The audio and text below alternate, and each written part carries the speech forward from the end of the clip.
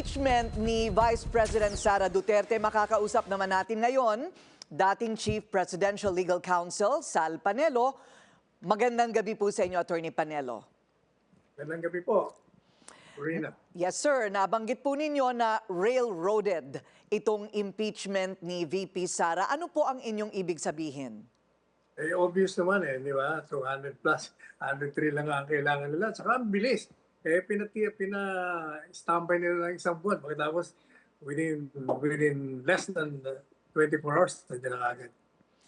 Pero dito po sa pinaka-proseso, may nakita po ba kayong mali o wala po sa lugar o hindi naaayon sa batas?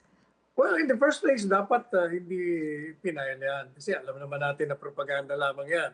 Alam natin, pero yung pinaka-main ground nilang confidential funds, hindi nga dapat maging ground yan sapagkat wala pang pinal na desisyon ng COA noon. At meron na nga mga lumabas na desisyon ng COA na walang irregularidad kaugnay sa confidential funds. And yet, halos lahat ng complaints diyan nakatutok. Yes sir, medyo mahaba pa po itong proseso pa lang ito dahil magkakaroon pa ho ng hearing. So kayo po ay parang positibo na ito po ay madedepensahan ng bise at ng kanyang kampo. Oh, definitely. Si VP Inday Sara is ready to face the impeachment and she will face it courageously, smilingly, and competently. Nakausap niyo na po ba ang bise? Ano po ang kanilang reaksyon? Ang reaksyon ni VP Sara, binigay niya na bago pa nangyari yan, di ba? 2 weeks ago, sinabi niya, I'm ready for the impeachment. My legal team is ready. Bring it on.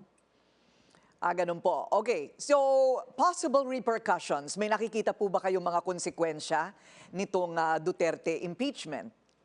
Oh, definitely. Number one, ipinapakita lang dito na itong mga lawmakers hindi nakikinig sa tinig ng bayan.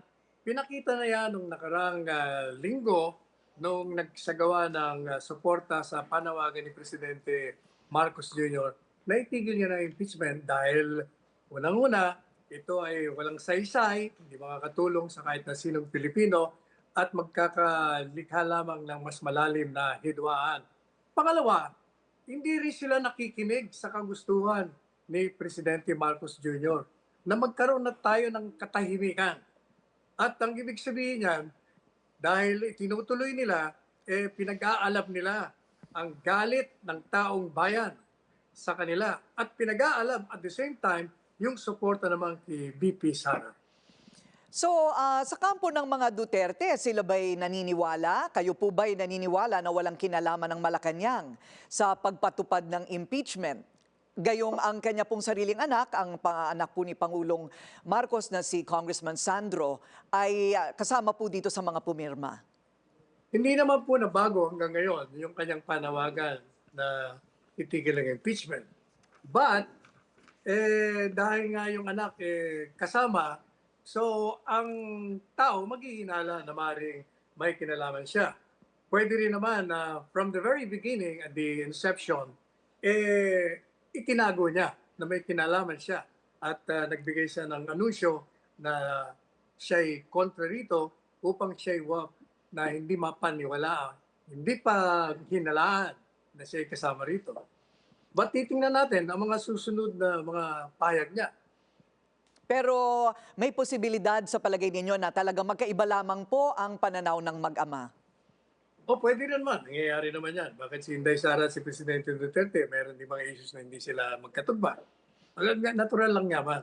But until we hear from President Marcos Jr., we cannot speculate. Ayan, and speaking of that, ito pong defense team ni Vice President Sara Duterte. So ito po'y magiging makasaysayan dahil isa pong dating Pangulo ang sinasabing magiging isa sa mga pinuno ng kanyang defense team. Matutuloy po ba ito? Oh yes, gustong-gusto ni Presidente Duterte na sumama siya sa legal team. In fact, nag-alok siya at tinanggap na ni VP Sara. Kaya kasama siya sa legal team. Ayun, meron na po ba kayo napili na magiging parang pinaka buong defense team? Ay, hindi ko alam nasa sa kanila na yan kung sino ang kanilang pipiliin. Ayun, okay. So, hihintay na lamang po natin ang mga darating na kabanata, ano po. Pero may panahon po, ito po'y spill over into probably the next Congress. Sa palagay po ba ninyo, maiiba ang temperatura pagka inabot po ng ibang kongreso? Kasi tingnan nyo unang-una, hindi pa malaman kung yung Senado will convene as an impeachment court. Sapagkat maaaring yung iba sa kanila ay mag-aalala na pag tinuloy nila, yung kanilang re-election bid ay magkakadiferensya sa. So ang tinitingnan ko, baka mag-usap-usap sila na ipagpaliban na lang. Pero ang problema sa pinagpaliban mo yan, aabutin ka ng 1-year ban at ipapile mo na naman sa next year. Kaya lang, from the very start, di ba sinabi ko sa inyo, na ang talagang layunin niyan ay propaganda laban kay Inday Sara. And the ultimate goal is to disqualify her sa Panguluhan sa 2028 because she is the leading contender. Manalo't matalo sila sa impeachment, siniraan nila si Inday Sara. Yan ang kanilang talagang layunin. Maraming salamat po, dating Chief Presidential Legal Counsel Sal Panelo. Salamat po.